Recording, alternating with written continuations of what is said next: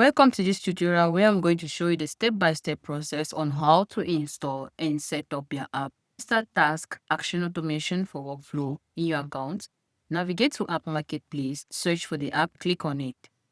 Then click on Install, choose an account where you want to install and click on Continue, allow and install. Here you are going to have a custom menu link which we are going to copy.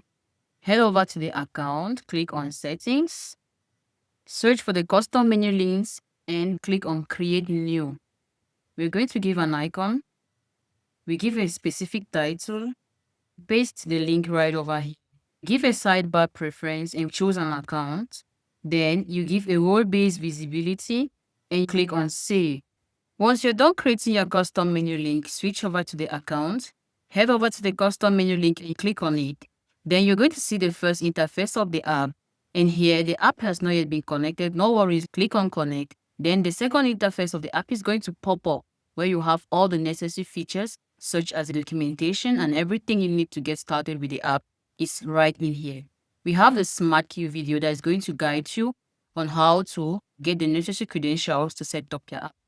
Here we have the app setup. Let's walk you through that. Copy the redirect URL. Head to the account which we've created online. Click on Mine Miesta and head over to click on it. You give a sample name and paste the redirect URL which we copied right here. Then you click on Submit. There you go. Your client's ID will be generated back to the account. Click on Start Setup and you paste. The same thing for the clients. Secret, head over back and you paste. Then you click on Complete Setup. And this page is going to pop up where you're going to click on Authorize. And you will see that your app has been successfully configured and connected. We have the support center where you'll be able to create a ticket for the team and book a call with the team. We have an interesting feature here, which is a changelog that's going to enable you to track all the updates and improvements made on this app.